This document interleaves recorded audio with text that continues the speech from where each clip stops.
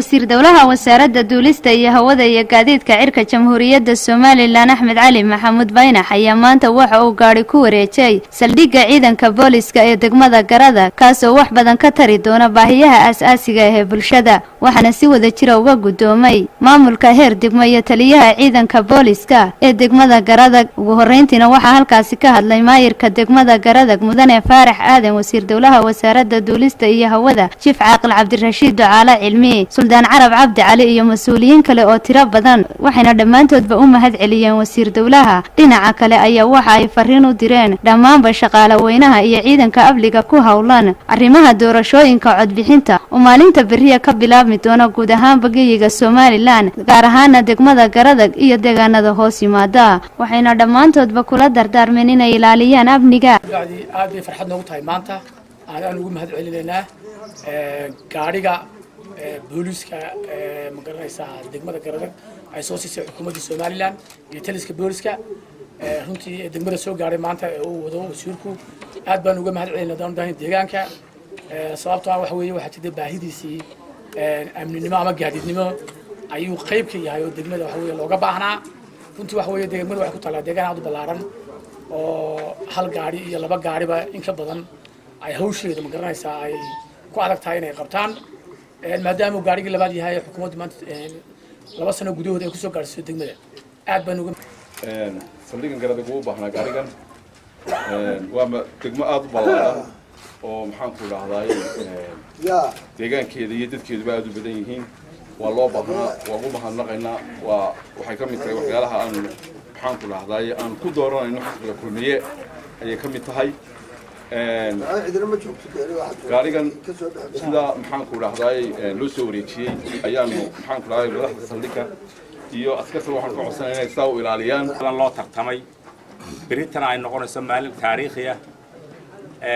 oo bulshada reer Soomaaliland ay u dareerayso inay kala doortaan hogaamiyahooda mustaqbalka 5 sano soo socda ilaahay baa mahad leh ilaahay baan ugu mahadnaqaynaa tahay waxaanu degmada Garada ciidankeeda booliska ku wareejinaynaa gaari ka hawlgala halkan oo ay soo bixisay xukuumadda jamhuuriyadda Soomaaliland marka koobaad waxaan halkan baaq uga dirayaa bulshada reer Soomaaliland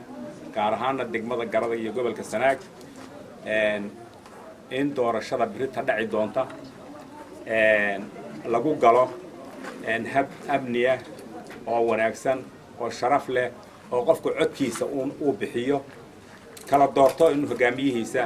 wax rabasha iyo qaylo iyo buuq midna aan ka dhalan bulshada aad iyo aad baan ugu boorinaynaa inay amniga ilaaliyaan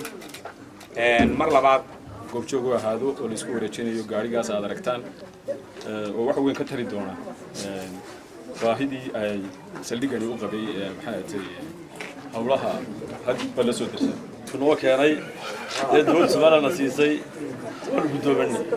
waanu ka mahadnaqaynaa hadii ay ka dhigo waxaan kaloo si gaar ah ugu mahadnaqayaa wasiirka dawlaha macdanta wasiir dawladda duulista hawada Axmed Cali Maxamuud oo mudadii gaabneed xilka uu hayay waxqabadkiisu muuqday gaarigan qura maaha waxyaalo badan buu 6 bilood noo qabsay Axmed Cali Maxamuud ya xaajiyadan loo keenay booliska Axmed Cali Baynax wasiirka duulista hawada oo isaguna xoog ka shaqeeyay dawladda Soomaaliland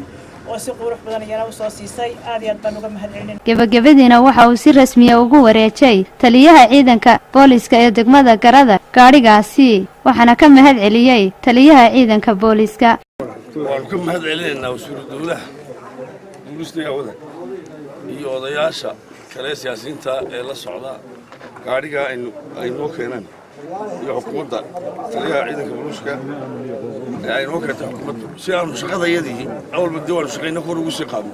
aad iyo aad baan wasiirka ugu mahad celinayaa Faraxa Cabdi Nuur telefishinka caalamiga ee Home Cable TV